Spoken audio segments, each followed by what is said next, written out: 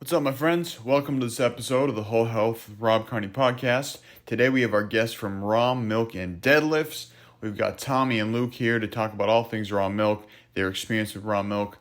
We're going to be primarily talking about cow's milk, but we also kind of dive into goat's milk, which is, if you follow me, I love raw goat's milk. We also lightly touch on raw sheep's milk, the difference between pasteurized milk, unpasteurized milk, the difference between these different milks, and how it can benefit our lives. So super excited for you to check out these guys. At the end there, I'm going to talk about the best way to get in contact with them, get a nice hat that they have, make milk raw again. But sit back, relax, and enjoy the show. Today we're going to be talking about raw milk. So in my experience, since I started working with nutritionists, about 8 or 9 years ago, holistic nutritionists, we're often told dairy is bad for us. We're told that it's an inflammatory food. Humans aren't supposed to consume this. And I could say firsthand that eating conventional dairy, pasteurized dairy, I get acne, inflammation, stomach aches, the list goes on and on. But somewhere along the lines, after being dairy free for about 3 or 4 years, I was introduced to raw dairy. Started with raw cheese, raw yogurt, raw milk, and I very quickly realized there's something here because there's very few foods that I've consumed that I instantly feel a charge of energy in my body. The first one I ever had was Shilajit. The second one was liver. And the third one was raw milk. So I brought my brothers here today from Raw Milk and Deadlifts to discuss all things raw milk. So my friends, love to have you guys share your experience with raw milk and how it can help the people. Amen. You go Amen. first, Tommy. Yeah. Well, first of all, thank you very much for having us. We're always excited to talk about raw milk and why people should definitely be looking into it. I think you kind of hit it on the head, talking at the beginning about how you used to not agree with dairy, with pasteurized dairy and things like that. That's my own experience, and with Luke. I know it gave me a lot of acne. Even my brother was lactose intolerant, which we can talk about what is usually the cause for that too, and how raw milk can usually fix that. I know, Luke, I think you had usually digestive problems or stomach problems with it, mucus, Big time. all that stuff. And speaking for myself, for at least a good 3 or 4 years, I was pretty much on all the dairy-free alternatives, the almond milks, cashew milks, all that stuff, and thought that was kind of the answer. But then we started hearing about raw milk, and kind of learning about how all these health practitioners and people like that who are really into health are talking about it's like this kind of secret superfood almost. And so we tried it, and just like you said, we had zero of the negative effects that normal pasteurized milk would give you. And that was kind of a big indicator for us. And our name is Raw Milk and Deadlifts. One of the things too that we found was there's like a serious power and like strength that goes along with it. Like you really feel like you develop, we kind of joke around, call it like this Viking level strength, but I think that's an accurate way to describe it. And when I first started drinking raw milk, I just happened to get really into deadlifting at the same time. Exactly. It was not on purpose. Right. And all of a sudden I had weighed more than I ever had. I was hitting PRs on deadlift. Mm-hmm. I was like, damn, like I'm doing well for myself. And I was talking to Tommy about it. We just called him up, talking on the phone. And he was like, well, you drink a lot of raw milk, aren't you? And I was like, oh crap. Yeah, I am. And he's like, well, dude, raw milk's you look at the nutrients for raw milk. Like if you Google, top nutrients raw milk, and then you open another tab, Google testosterone boosting supplements. They're all full of the vitamins that raw milk has. Mm-hmm. So why pay $60 for a little, capsule full of zinc pills or something when you get raw milk? 100%. I love it. Yeah, and I think a big thing for me that I recognize is that, like you said, with lactose intolerance, is that people don't have the enzymes to break down pasteurized milk because we're killing the enzymes in pasteurization, where if we actually just let nature do its thing, it gives us the enzymes to break down that food. Yeah. So I'd love to have you guys dive into pasteurization and, kind of the I mean, a little background before you guys jump into that. I understand why we pasteurize milk, because if you're doing it on a massive scale, you don't want to get sick because you don't want to get sued. And, Mhm. I get that. But at the end of the day, sometimes we got to put health over money. So I'd love to have you dive into the benefits or the not so benefits of pasteurization. Mhm. Well, we joke around, and there's a term we heard somewhere that pretty much sums up like God didn't mess up when He made milk. Right. So we do all this extra stuff to it, and yeah. So pretty much, yeah, pasteurization is the process of heating the milk up to a very high temperature for a certain period of time to kill off all the dangerous, big air quotes around that, enzymes, bacteria, stuff like that. And exactly what you're talking about. One of the main things it kills off is lactase, which is an enzyme in the milk, naturally in the milk, already there. Interesting how nature figured that one out. That is designed for you to break down the lactose, which is also in the milk. And when you pasteurize it, what happens is the lactase dies. So now you're just left with the lactose, but you don't have that natural, like God-given enzyme to break it down. So now everyone thinks milk is the problem, when really we've just artificially, removed it. And then the really hilarious thing is then now what they'll do is go and make artificial lactase, put that back in. So you just do this whole completely unnecessary thing, not to mention in addition to the enzymes or the lactase, all the other just bacteria and stuff that right. completely get nuked. And when we started pasteurizing milk in the late 1800s, right? And back then, if you read like what a lot of the mainstream scientists were saying, they were really trying to work against nature. Like that was their thing, was to fight against nature. We're going to conquer nature. We were going out west. America was going out west. We had this manifest destiny kind of attitude in our just like the psyche of America. So we didn't want to work with nature. We wanted to conquer. We wanted to civilize the wild west. We wanted to civilize it. And part of that, medicine and everything else aside, nutritionally, we wanted to conquer the milk to feed as many people as we possibly can. And you can question their intentions, whether they actually had good intentions or they're evil or whatever. Right. That's for a whole nother topic. But that was the main thing, is to conquer nature. And now we're kind of getting back to maybe working with nature is how we should do this. And a point you made too, that I think is good, is like, yeah, if you do things on a massive scale and you're going to be shipping milk like literally all over the world, right, to sell, then you do have to pasteurize. But then that makes you ask the question, okay, is the problem the fact that the milk can't stay good that long, or is the problem that you want to do everything on a massive scale? Right. And now we're starting to see that the whole argument of feeding the world that can only be done on a massive scale is like, couldn't be more backwards. And now I think people are starting to wake up. The only way you can feed the world is if people get connected to where their food comes from. And let me tell you something, like the milk you buy in the store, you are not connected to, you know what I'm saying? You don't know who or where that came from. So in all honesty, probably came from, I'd say minimum 5 to 10 different states. A jug of pasteurized milk, because it all goes thrown together. Yeah, it's mixed all over the place, so it's impossible to track down. If you were to get sick from pasteurized milk, impossible to track it down. Yeah. And that's one thing a lot of people say when maybe they're thinking about trying raw milk. They're like, well, what if I get sick? Like that's the big thing.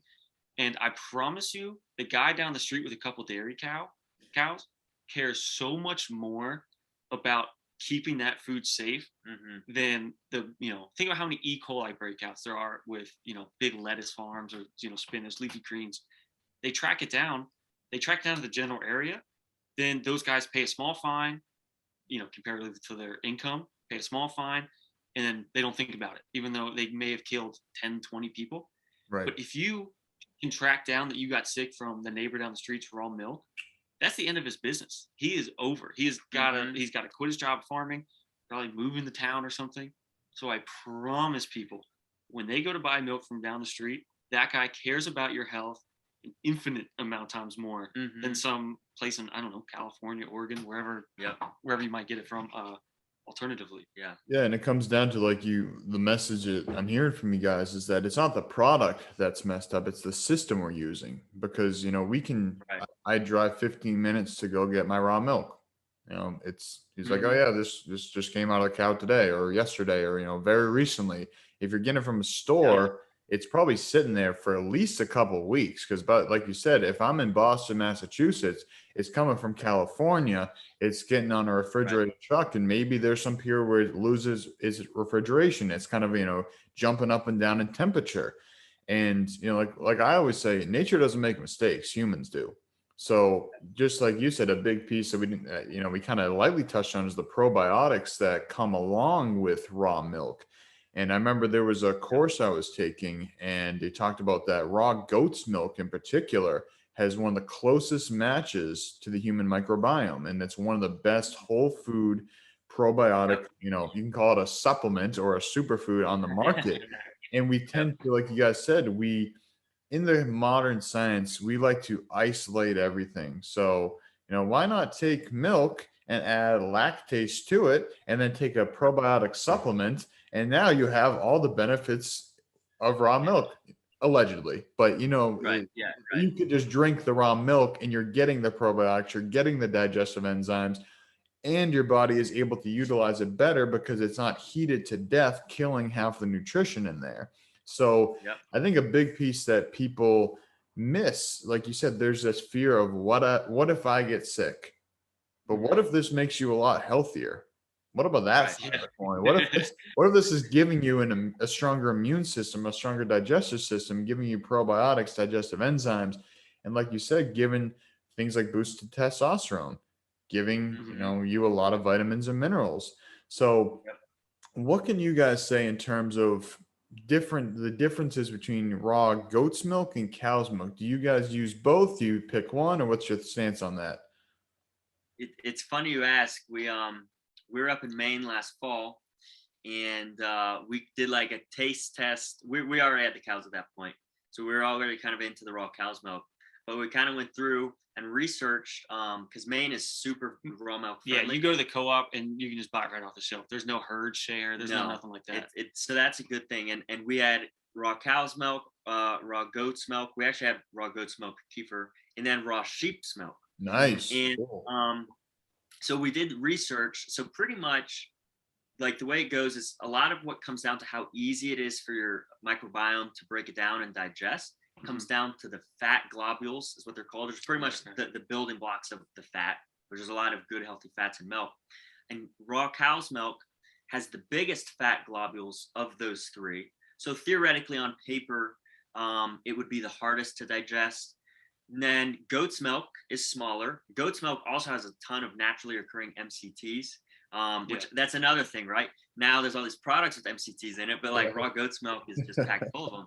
Yep. And then actually raw sheep milk is the smallest and easiest to digest of those three. Because we have the cows. We stick with the cow milk because we personally don't have any issues with it. But definitely we fantasized and talked about like, man, we should get a goat or a sheep or something, Yeah.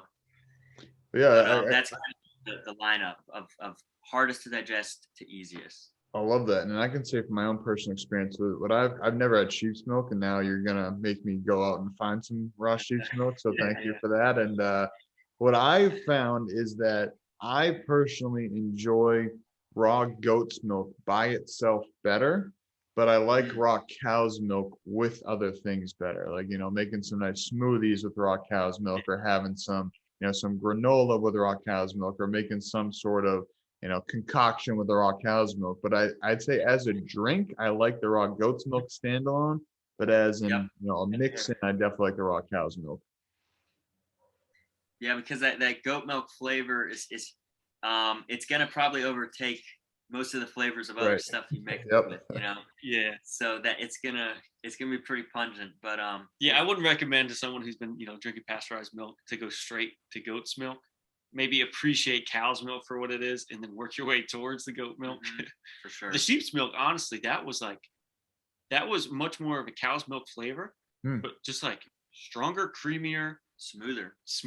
Yeah, Wow. it was pretty awesome. Sheep's milk is I think sheep's milk would be very user friendly to someone who's like trying to dip their toes into the raw milk game, but it's pricey. It's pricey, and it's the hardest to find of those three. Personally, the first and only time I'd seen it was in Maine. I haven't seen it since. So that's something to consider. But yeah, if you ever can get your hands on it, you shouldn't have any flavor complaints or anything. And I tell you what, if you're buying MCTs just to put in your coffee in the morning, I mean, one of those bottles, I don't know how much it costs, like 20, 30, 40, $50, something like that. Right. If you can get a half-gallon sheep's milk and, put a little bit of that in your coffee in the morning, and that's way cheaper than the supplements that you'd be buying to replicate the sheep's milk. And then your creamer, naturally has MCTs in it, Hell yeah. Well, I think that's, what it comes down to is that this is a way to combine all these different pieces that we've created with our science and actually utilize nature as one piece instead of, like we said, buying MCT oil, buying a probiotic, buying digestive enzymes. And all those things are great. I use digestive enzymes. If I'm having a heavy meal, I'm going to use some digestive enzymes. It helps me digest my food better. But like you said, we don't always need those things if we can use nature's sources. So that's kind of my go-to is whole foods first. Supplements are great. I love supplements and they're definitely enhancing my life. But we don't always need them if we can have, some high quality raw milk and other sources of food. So obviously you guys are doing some pretty cool things. You got these rocking hats that if anybody is just listening to this, they got the Make Milk Raw Again hats, which are badass. And I'm very excited to get my cap on. And so I'd love to just give you guys the opportunity to share what you guys are about, where people can get in contact with you, get a hat, learn more, follow along. Mm-hmm. Yeah. So right now, we're pretty much based solely on Instagram. Though we're definitely looking to branch out in other areas, especially with some of the media censorship that's going on. We don't want to have all our eggs in one basket. But find us Raw Milk and Deadlifts on Instagram. And it was funny, Luke, you mentioned the story about how we kind of came up with this idea of the slogan Raw Milk and Deadlifts when we were drinking raw milk and deadlifting. and it did actually start off as an idea like, oh, that'd be cool to make shirts or hats. So, we love making like this like farm friendly like merchandise and stuff.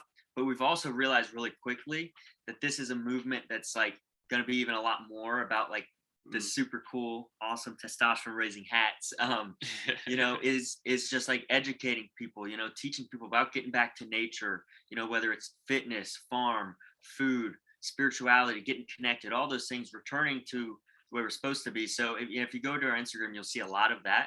And then, as far as the hats and some other things that we're coming out with soon, you can see on the Instagram. And as of now, we're working on our website. But as of right now, if you want a hat or something like that, just DM us the word raw and we'll hook you up with all those details and get one sent out to you. Yeah, we want to do much more than just like selling funny t-shirts and hats. It's really just to like raise the food consciousness of people. Mm-hmm. And it's a different avenue, whether it's fitness, farm, spirituality, whatever it is, to bring people to it. Yeah. Because right now, I mean, the biggest name to bring to that's raising people's food awareness is probably Salatin, Who you just had on. That was awesome. That. Yeah. But just kind of a different avenue to bring in younger people. Most young people aren't going to know who Joel Salatin is, and just kind of a more fun, a different way to bring people into this whole world. Yep. And like we always say, when you support Raw Milk and Deadlifts, you're supporting small farms, small business, and big deadlifts. That's right. That's what it's all about. I love that. Awesome, gentlemen. Well, I'm so glad that you guys are doing what you're doing. As I said, I came across you guys. I was getting back into Mr. Elliot Hulse, who I used to watch a lot of when I was in my late teenage years. Saw that hat and I was like, I need to find who these guys are and get a conversation with them because they're doing something cool. And a couple of weeks later, here we are. So I just want to thank you guys for doing what you're doing because it's definitely a message that the world needs right now. And like you guys said, there's not a lot of young people, talking about these type of things. And we've kind of been raised or however you want to look at it, conditioned to believe that, farming isn't a profitable business. Farming isn't cool. We want to get into cities. We don't want to be on the land anymore. But at the end of the day, the further I go into my own personal development, I realize that's as far from the truth as I can see it. Yep. So I want to get back to land. I want to help more people learn about growing their own food, getting back to nature, utilizing nature to be a steward of nature as opposed to, like you guys said earlier, trying to conquer nature.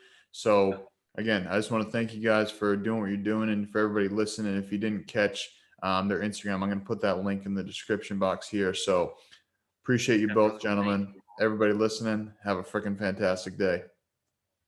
Thank you, bro. Thanks, God man. bless.